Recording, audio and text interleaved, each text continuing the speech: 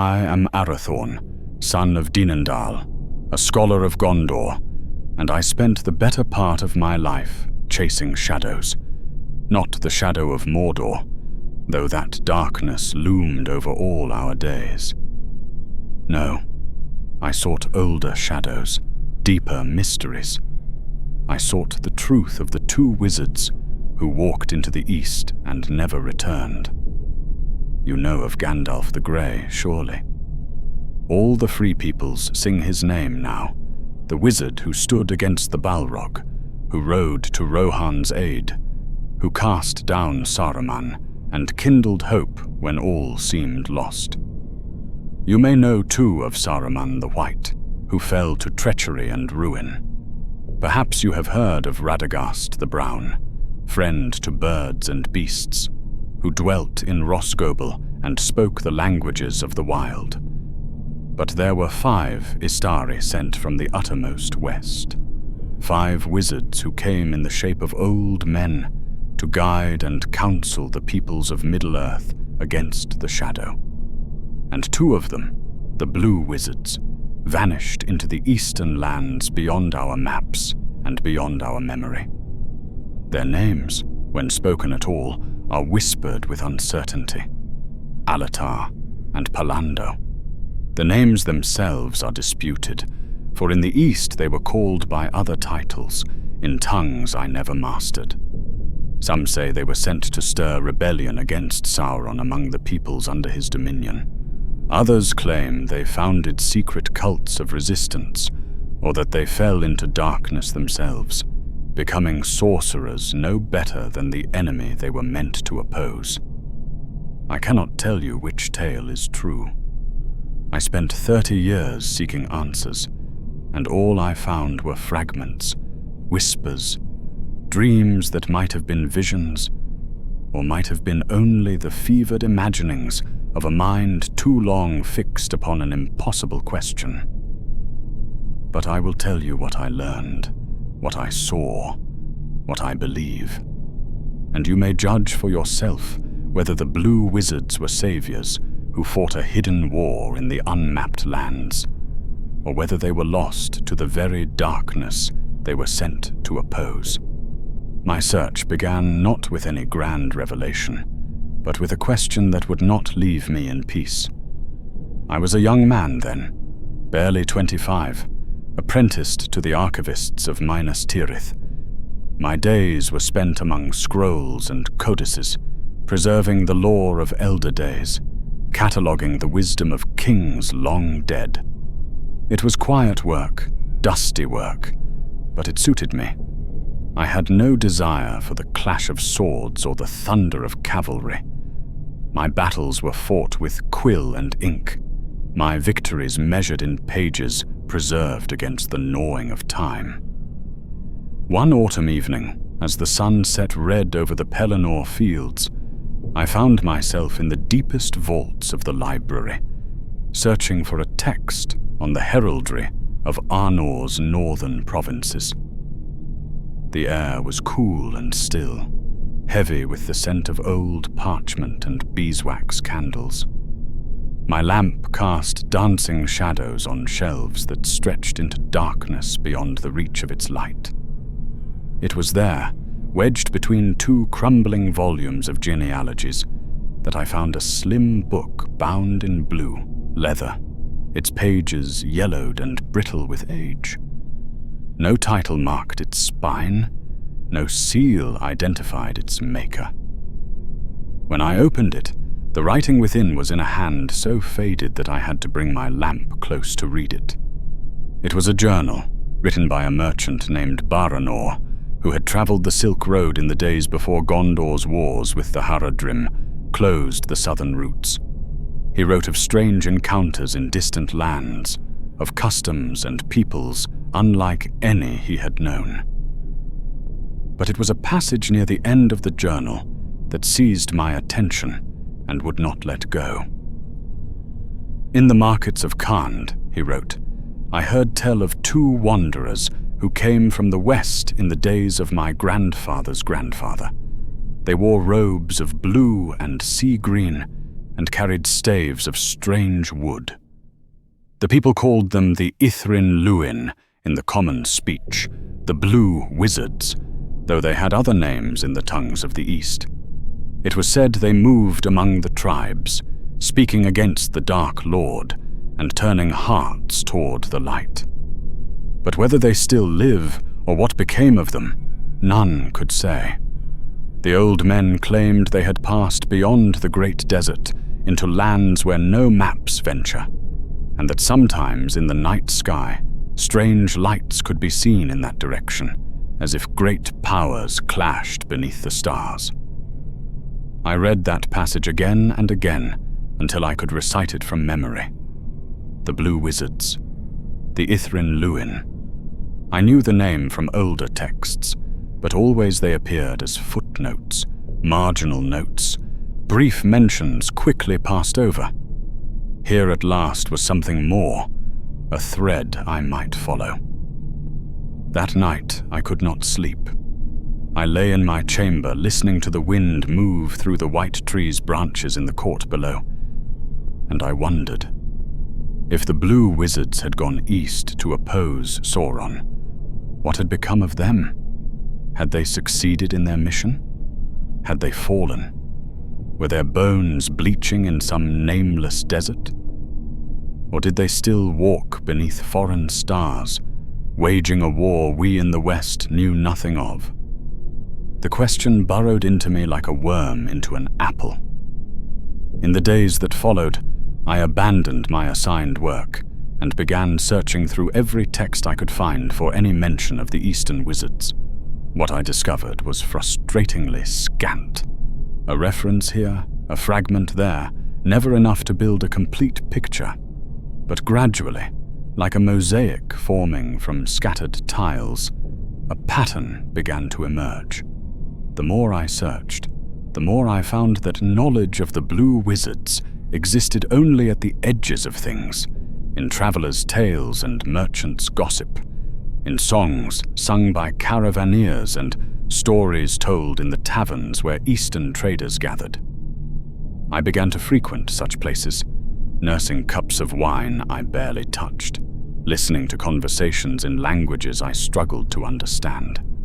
The eastern quarters of Minas Tirith were full of such folk. Haradrim merchants who traded in spices and silk, despite the tensions between our peoples, Variag, horse traders from Khand, even the occasional Easterling, willing to risk the journey west for profit. From them I gleaned fragments, always fragments. An old Haradrim spice merchant told me of a legend, still remembered in Harad's southern reaches, of two strangers who came long ago and taught the people to resist the servants of the Dark Tower. They had gathered followers, he said, men who refused to bow to Sauron's emissaries, who kept to the old ways and worshipped the stars rather than the shadow. But when I pressed him for details, he grew evasive. "It is only a story," he said, his weathered face closing like a shuttered window. "And old stories are dangerous in these times." A Variag woman, her arms heavy with silver bracelets, spoke of the blue sages who had passed through Khand in her grandmother's time. They had healed the sick and taught strange lore, she said, but they had also brought trouble.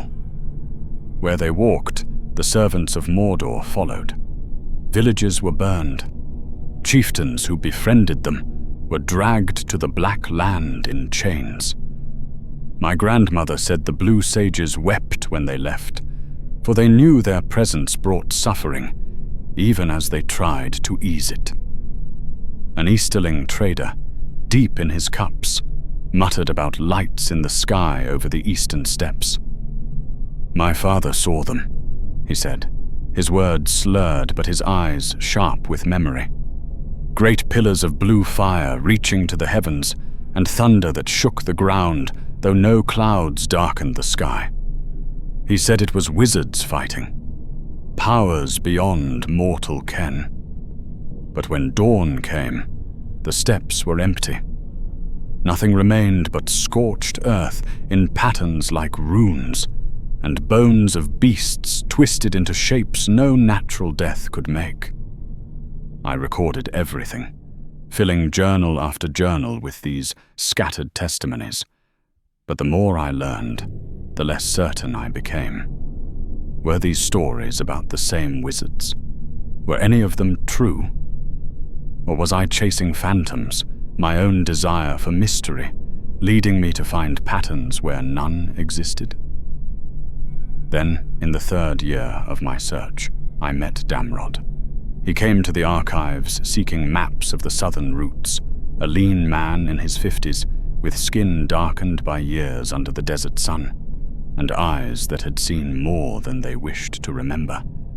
He had been a scout in Gondor's service during the campaigns against the Haradrim, one of those daring souls who ventured deep into enemy territory to gather intelligence. We spoke of his needs, and in the course of conversation, I mentioned my interest in the eastern lands. His eyes sharpened at that. "You seek knowledge of the Ithryn Luin," he said. It was not a question. My heart quickened. "You know of them." He was quiet for a long moment, his gaze distant. Then he nodded slowly. "I saw one of them. Once. Or I think I did." He led me to a quiet corner of the library and spoke in a voice barely above a whisper, as if afraid of being overheard. "It was 12 years ago," he said. "I was ranging far, south of Harad, with 2 companions, scouting the movements of the enemy's forces. We had gone too far, gotten careless. A Haradrim patrol found us. We ran, but they were mounted and we were afoot. They would have taken us, tortured us, sent what remained back to Gondor as a warning." He paused, his jaw working as if chewing on the memory. "We were trapped in a narrow canyon, our backs to a cliff, when the air changed. I cannot describe it better than that. The air changed, grew heavy, electric, like the moment before lightning strikes. The Haradrim horses began to rear and scream. Their riders fought to control them. And then he appeared. "One of the blue wizards?" I asked, barely breathing. A figure in robes of deep blue. So deep they were almost black.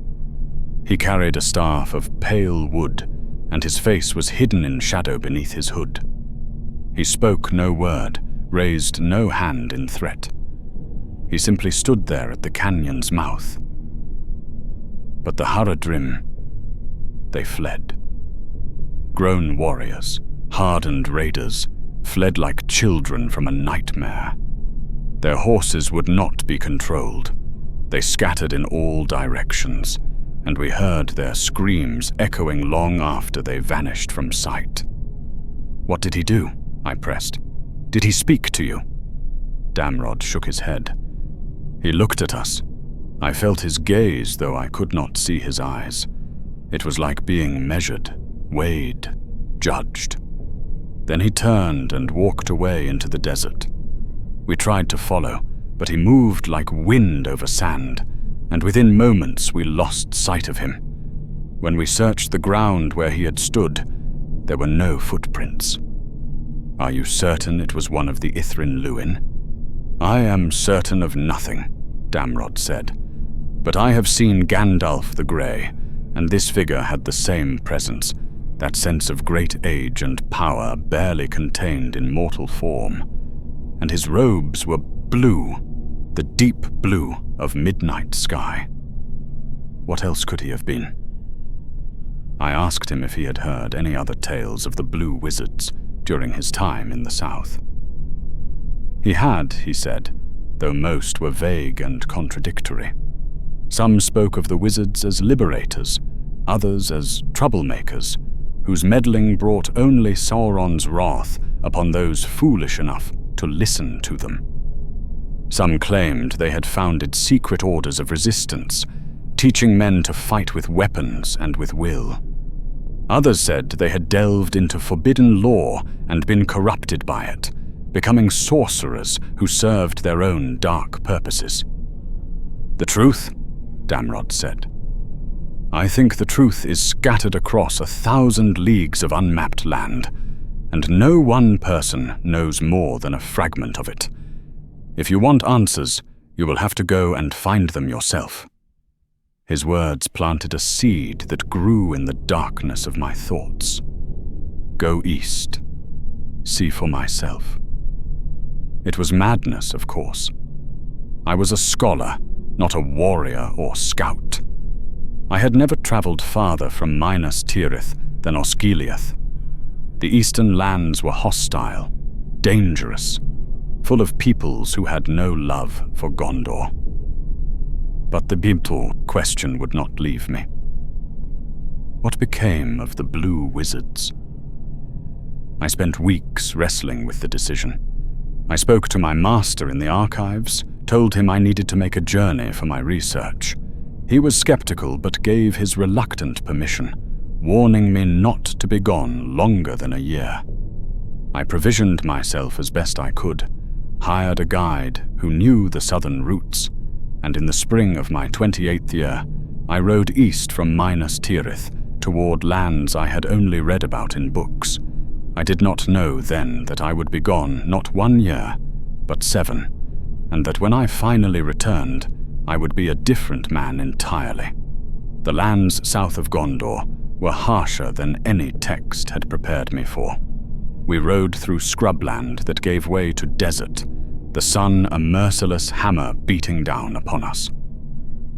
My guide, a taciturn Gondorian named Baran, who had traded in Harad for 20 years, led us along routes that skirted the territories controlled by Sauron's allies. The Haradrim are not all servants of Mordor, he told me as we rested in the shade of a rocky outcrop. There are tribes that resist, that remember the old alliances with Gondor. But they are few, and they hide their loyalties well. If we are fortunate, we may find them. If we are not... He did not finish the sentence. We pressed on, weeks blurring into months. The landscape changed around us, desert giving way to rocky highlands, then to vast steppes where grass grew sparse and yellow. We saw settlements in the distance but avoided them, for Baran said we could not know who would welcome us and who would sell us to the enemy. It was in those empty lands that I first began to sense something I could not name. A presence, perhaps, or an absence. The air felt watched, the horizons too distant, the night sky too full of stars that burned with colors I had never seen above Gondor. One evening, as we made camp beside a dry riverbed, I saw lights on the eastern horizon. Not stars, but moving lights, blue-green and flickering like St. Elmo's fire. They danced and swayed, merged and separated, forming patterns that hurt to follow with the eye. "What is that?" I asked Baran, pointing. He glanced at the lights, and his face went still. "We do not speak of those," he said quietly. "We do not look at them. We make camp facing west, and we sleep with our backs to the east." "But what are they?" "Powers," he said. "Powers beyond our understanding. Some say they are the battles of spirits, others that they are omens, sent by the Valar or by the enemy. I do not know, and I do not wish to know. Turn away, Arathorn. Some knowledge brings only grief." But I could not turn away. I watched those lights until they faded with the coming of dawn, and I felt in my bones that they were connected to what I sought. Somewhere beyond that horizon, the blue wizards walked. I was certain of it. We journeyed on, and I began to hear stories again. In a small trading post on the edge of Khand, an old woman told me of the wandering sages who had passed through her village when she was a girl. They had taught her father the constellations and shown him how to navigate by stars that could be seen only from the eastern lands. They spoke of a great war coming, she said, her eyes clouding with memory. A war not only of swords, but of wills. They said we must be ready, that every soul who chose light over darkness mattered, no matter how small or far, from the great battles. In the markets of a nameless town, I heard a merchant singing a strange song in a language I did not know.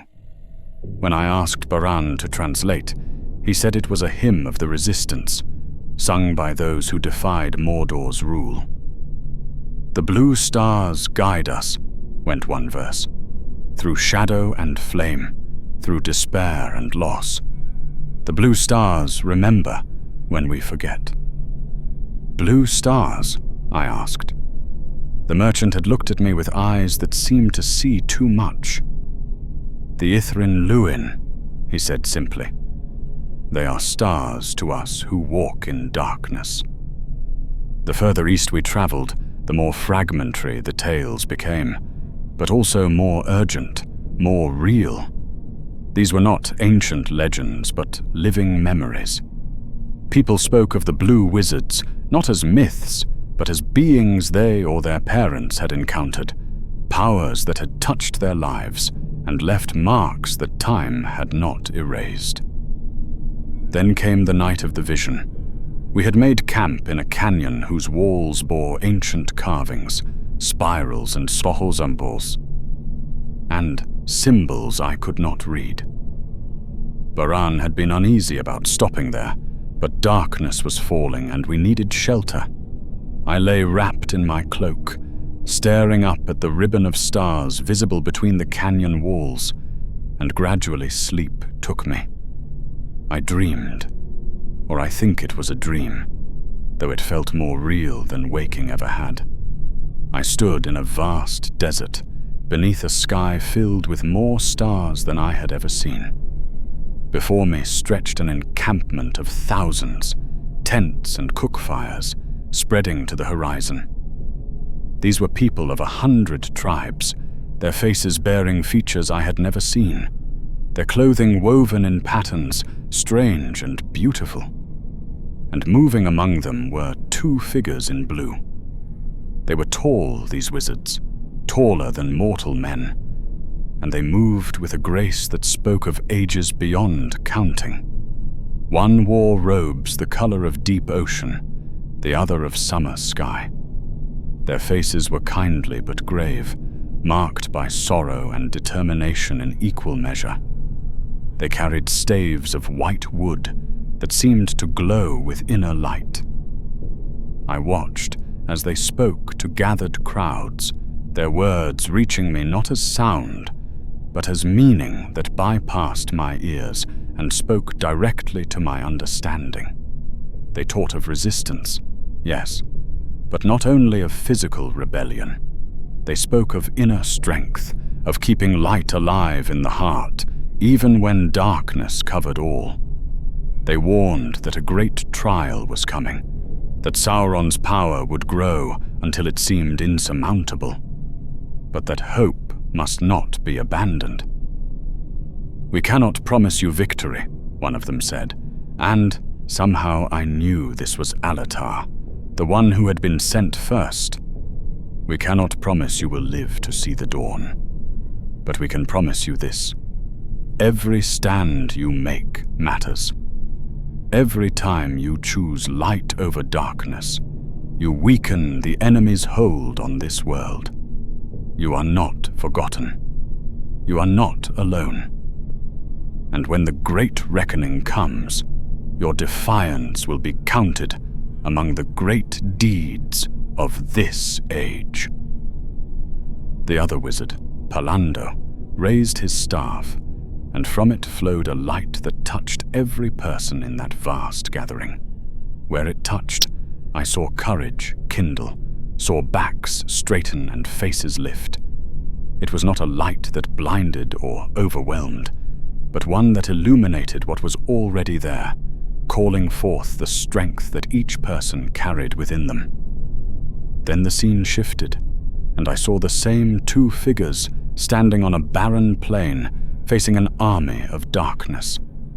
Orcs and men in black armor, siege towers and war machines, a host that covered the earth like a plague of locusts. The wizards stood alone before that tide, and I felt terror grip my heart.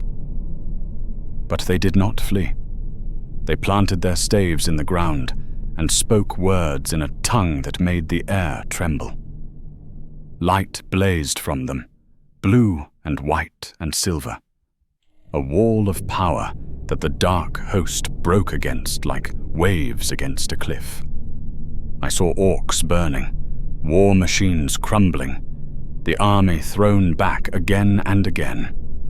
But with each repulsion, the wizards' light grew dimmer. The battle was costing them everything they had, and still the enemy came on. I wanted to cry out, to warn them, to beg them to flee while they still could. Then the vision faded, and I woke to find Baran shaking my shoulder, his face pale in the pre-dawn light. "You were crying out in your sleep," he said, speaking words in languages I do not know. "What did you dream?" I told him, and he listened in silence. When I finished, he said quietly, "The Ithryn Luin are not just seeking to defeat the enemy in the east. They are sacrificing themselves little by little to buy time for the west. Every day they hold back the darkness is a day Gondor does not face the full might of Mordor's eastern armies." "How do you know this?" I asked. "Because I have heard whispers," he said. "Whispers that say without the blue wizards, Sauron's forces would already have swept across these lands like a flood, gathering every tribe and people under his dominion. The wizards cannot defeat him, but they can divide his attention, force him to commit power to the east that might otherwise crush the west. They are fighting a war we will never see, and they are losing it one day at a time."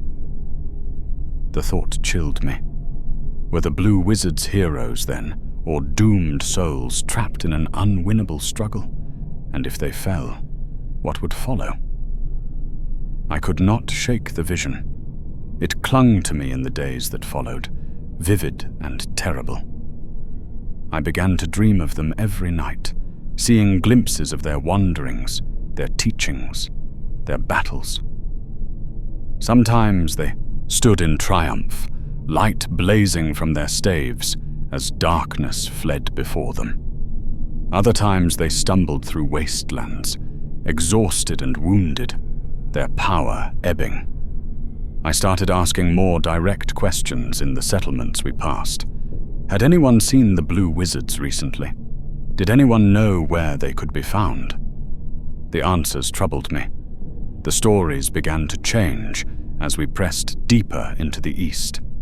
In a town on the edge of the great eastern desert, I met a priest who served in a temple dedicated to stars and old gods. When I mentioned the Ithryn Luin, his face darkened. "Once they were teachers and guides," he said. "Once they brought hope. But power corrupts, even the well-intentioned. I have heard tales from the far lands beyond the desert of the blue wizards establishing cults that worship them as gods. They gather followers who practice dark rites, who wield magics that twist the soul. The wizards may have begun with noble purposes, but the burden of their mission has broken them." I protested that this could not be true, that the Istari were sent by the Valar and could not fall to such corruption, but the priest shook his head. "Saruman was also sent by the Valar," he said quietly, "and he fell to treachery and pride. Who can say that the blue wizards, isolated for ages in hostile lands, battling endlessly against an enemy they cannot defeat, have not succumbed to despair or madness? Power is a burden, scholar. Even the greatest can be broken by it." His words haunted me. I had not considered that possibility.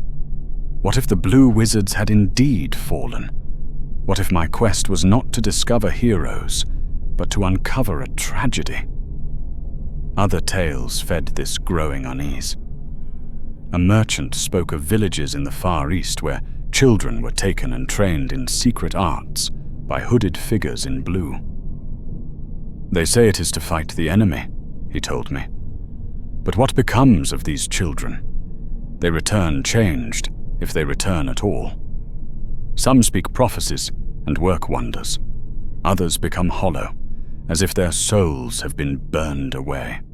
A woman whose caravan had traded in the deepest east told me of a city that had risen in devotion to the blue sages, a place of spires and strange architecture where pilgrims came to seek wisdom. But the wisdom they taught was poison, she said, her voice shaking. They spoke of sacrificing the present for a future that would never come, of giving everything to resist an enemy that could not be defeated. The people grew thin and desperate, burning themselves out in service of an impossible cause. When I left, the city was dying, its people hollow-eyed and starving, still chanting prayers to the blue stars. I tried to reconcile these stories with my vision, with the noble figures I had seen teaching and fighting. Could both be true? Could the blue wizards be both saviors and deceivers, both heroes and corruptors?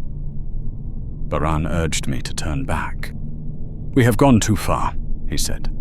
"The lands ahead are controlled entirely by the enemy. No Gondorian has traveled there and returned.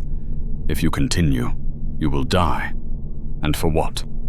To confirm that the blue wizards are legends or nightmares? Neither answer will bring you peace." But I could not turn back. The question had become an obsession. I needed to know the truth, even if it destroyed me. We pressed on into lands that had no names on any map I had ever seen. The people here spoke languages Baran could not translate. The sky itself seemed different, the stars arranged in unfamiliar patterns, as if we had passed beyond the borders of the world I knew. It was in those nameless lands that I witnessed something that shattered my certainty. We came upon a valley where a battle had been fought, though how long ago I could not say. The ground was scorched in patterns that formed symbols of warding and binding, signs of great power unleashed. Bones littered the earth, thousands of them, some human and some not, twisted into shapes that spoke of agonizing death. At the valley's center stood a tower, broken and half collapsed, its stones fused by tremendous heat. I approached it despite Baran's warnings, drawn by a compulsion I could not explain. Inside, I found remnants of what had been there. Robes of blue cloth, burned and tattered. A staff of white wood, snapped in two. Scattered pages covered in writing I could not read, but which bore diagrams of stars and geometric patterns that seemed to pulse with latent power. And bones. Human bones, arranged in a circle around what had once been an altar. They bore marks of ritual sacrifice. I felt sickness rise in my throat. Had the blue wizards done this? Or had they been fighting against those who had? I heard a sound behind me, and spun to find an old man standing in the doorway. So ancient he seemed barely more than bones himself, draped in rags that might once have been robes of office. "You seek the Ithryn Luin," he said in common speech, his voice like wind through broken stones. "I do," I managed. "What happened here?" "They happened," he said. "The blue wizards came to this land, promising liberation. They gathered followers, taught them to resist the Dark Lord's servants. But resistance requires power, and power requires sacrifice. They taught us secrets, terrible secrets, ways to fight shadow with shadow. And we learned too well." He gestured at the ruined tower. "This was our temple, our fortress of resistance. We held it for 3 years against the enemy's armies. The blue wizards led us, wielded magics that burned our foes and turned aside their assaults. But the cost was too high. The spells required blood. The wards required souls. In the end, we became what we fought against. Where are they now? I asked. The blue wizards. Gone, the old man said. When they saw what we had become, they wept. Alatar broke his staff and walked into the desert, and we never saw him again. Pallando tried to undo what had been done, to cleanse the corruption. But it was too deep. The last I saw of him, he was battling something they had summoned, a power from the void that had been meant to fight Sauron, but which served only itself. Whether he won or fell, I do not know. I fled, and this valley has been cursed ever since. I wanted to call him a liar, to reject his testimony as the ravings of a broken mind. But standing in that ruined tower, surrounded by evidence of terrible magics, I could not. Were they evil then? I asked. The blue wizards? The old man was quiet for a long time. No, he said finally. They were desperate. They were trying to wage an impossible war with insufficient means. They made terrible choices because every choice available to them was terrible. They sacrificed their purity to save lives, and in doing so, they may have damned themselves. I do not know if that makes them heroes or villains.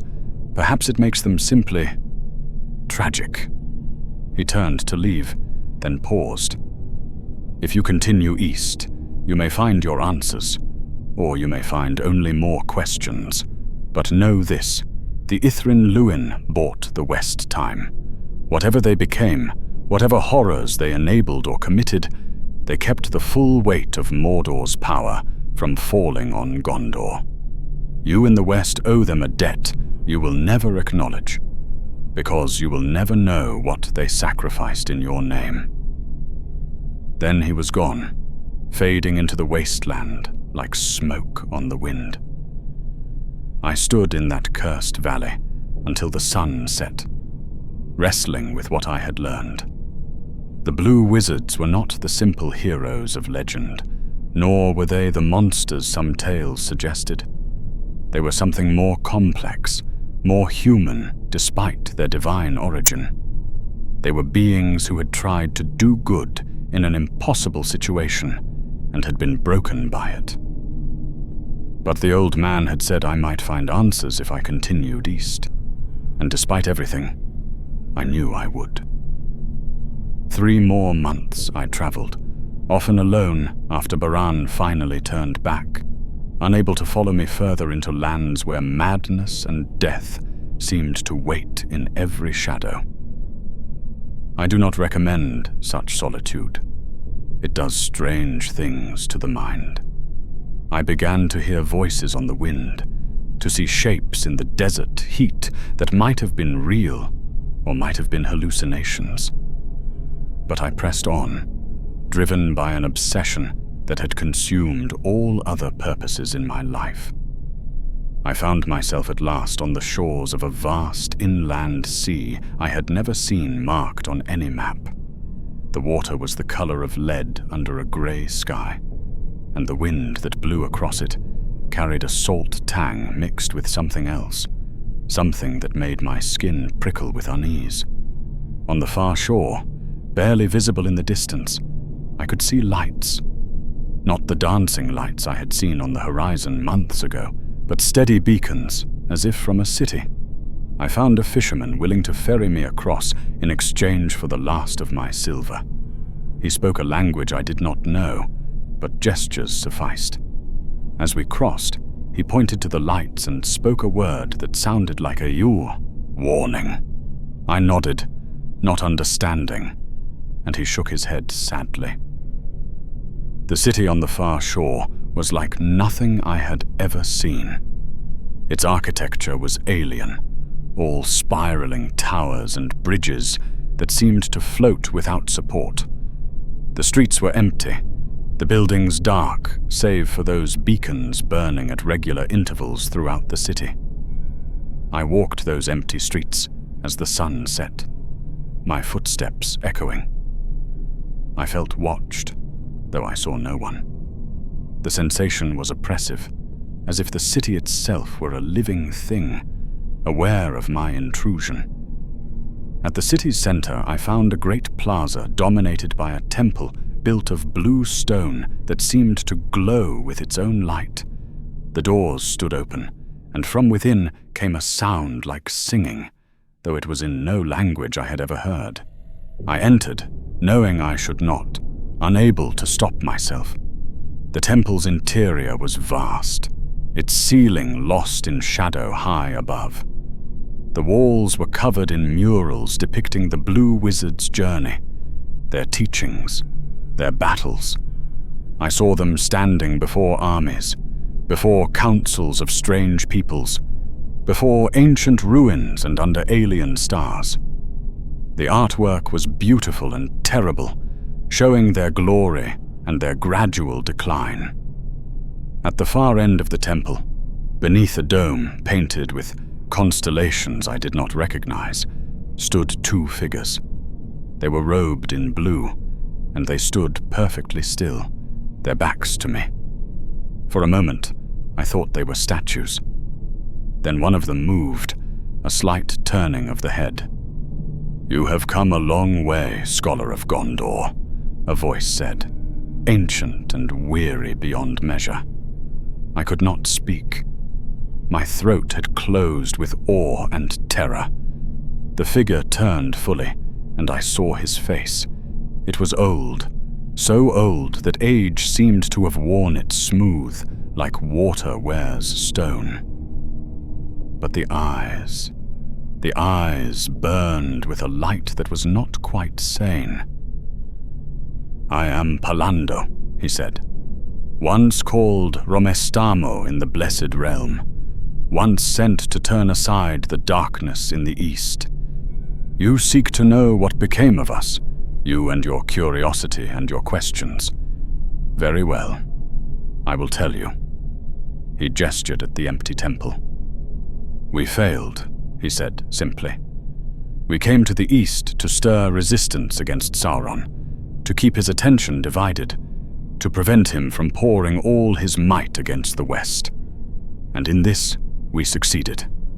The peoples of these lands have fought and died in endless rebellion, keeping Mordor's armies tied down, preventing the full weight of darkness from falling on Gondor and Rohan. But the cost," he continued, his voice breaking, "the cost was everything.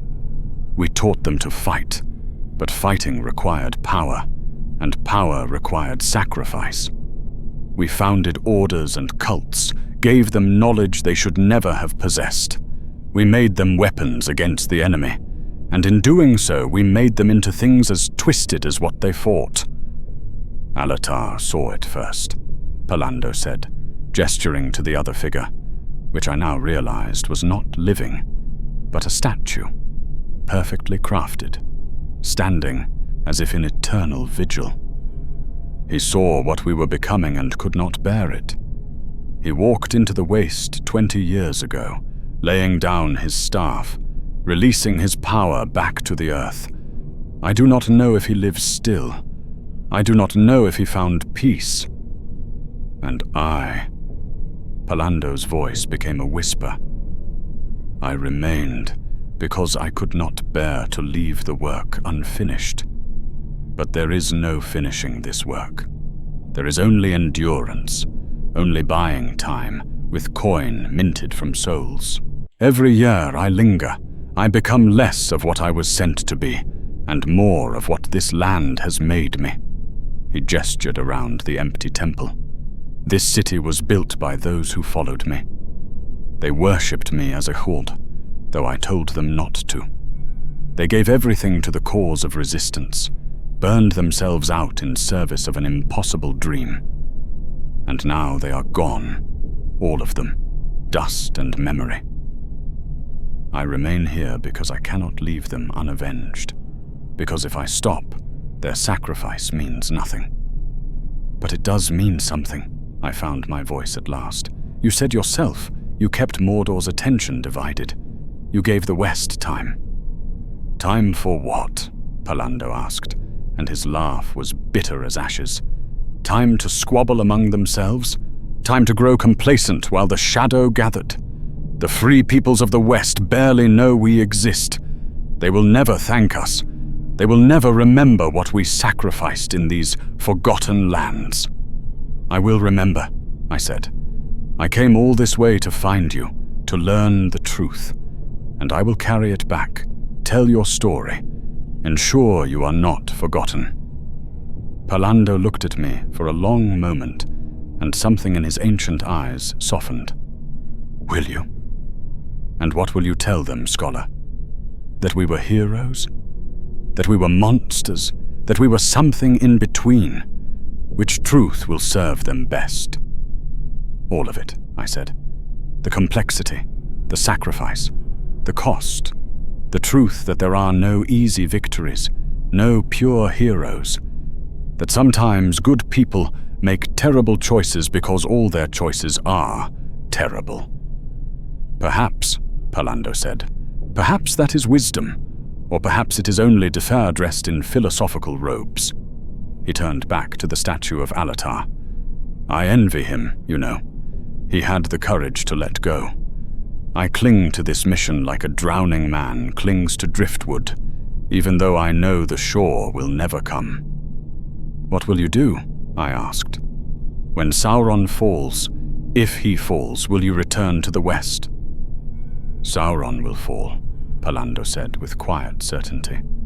Not by my hand, nor by any deed done in these eastern lands. But he will fall. The West will find a way, because they must. And when that day comes, he paused. I do not know. I am so changed from what I was, that I doubt the Blessed Realm would recognize me. I may wander these lands until the world ends, a ghost haunting the places where I once had purpose. He raised his staff, and for a moment blue light blazed from it, pure and strong as it must have been in the beginning. But until that day, I endure. I hold what ground I can. I keep the darkness at bay for one more sunrise, one more season. It is not glorious. It is not even particularly hopeful. But it is the work I was given, and I will see it through. The light faded, and Pallando seemed to diminish with it, becoming once more just an old man in tattered robes. Go now, he said softly. Go back to the West. Tell them what you have learned, if you think it will matter. And if you pray, pray that when my time comes, I will have the wisdom to lay down this burden, as Alatar did, rather than clinging to it until I become the very thing I fought against. I wanted to say more, to offer comfort or wisdom or thanks, but what words could possibly suffice? I bowed deeply, turned, and walked from that temple, knowing I would never return. The journey back to Gondor took nearly 2 years.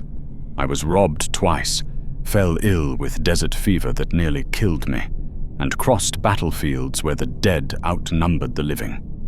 But I survived, driven by the need to bear witness, to ensure that Pallando's sacrifice and Alatar's would not be entirely forgotten. When I finally stumbled through the gates of Minas Tirith, half-starved and sunburnt almost beyond recognition, I learned that the world had changed in my absence. Sauron had fallen. The ring had been destroyed.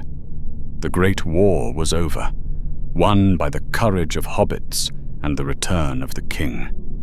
In all the songs of victory, in all the celebrations and remembrances, no one mentioned the Blue Wizards. No one spoke of the eastern lands where resistance had been kindled and maintained at such terrible cost. The victory belonged to the West, and the West alone. I returned to the archives, took up my quill once more, and began to write. Not an official history, for who would believe it? But a personal account, a testament to what I had seen and learned. And now, in my old age, with my hand grown shaky and my eyes dim, I set down these final words. The blue wizards were real. They walked into the unmapped East and waged a war we will never fully understand. They made choices that damned them, even as those choices saved us. They sacrificed their purity, perhaps their very souls, to buy time for the free peoples of the West. Were they heroes? Were they villains? Were they simply tragic figures broken by an impossible mission? I cannot answer that question. I only know that they were there, in the forgotten places, holding back the tide when it would have swept over us all. And though history may never record their names, though their deeds may remain forever in shadow, they mattered. They mattered. I am old now, and my time grows short. This manuscript will likely be lost, buried in some forgotten corner of the archives where I found that first fragmentary journal so many years ago. Perhaps another curious scholar will find it one day, when I am dust, and wonder if any of it was true. To that scholar, whoever you may be, I say this: believe what you will. Question everything I have written. Seek your own truth in the eastern lands if you dare. But remember that truth is rarely simple, that heroes are rarely pure, and that the greatest sacrifices are often made by those whose names we never learn. The blue wizards walked into shadow so that we might live in light. Whatever they became, whatever darkness they embraced or unleashed, they bought us time. And time, as it turned out, was all we needed. May their rest be peaceful, if rest they ever find. And may their sacrifice, known or unknown, be honored by a world that will never fully understand what it owes them. If you have walked with me through this search for the blue wizards, if you have felt the weight of their mystery and the tragedy of their sacrifice, then you understand why some tales must be told even when the ending remains uncertain. The forgotten corners of Middle-earth hold many such stories, whispered in languages we no longer speak, preserved in memories that fade with each passing year. There are more legends waiting beyond the maps, more voices calling from the shadows of history. Stay with us, and we will seek them together. Subscribe and return when the lamps are lit, and another tale stirs to life. For in the telling of stories, even the forgotten are remembered, and even the lost may yet be found. The eastern stars still burn, though we may never know what became of those who followed them into the dark.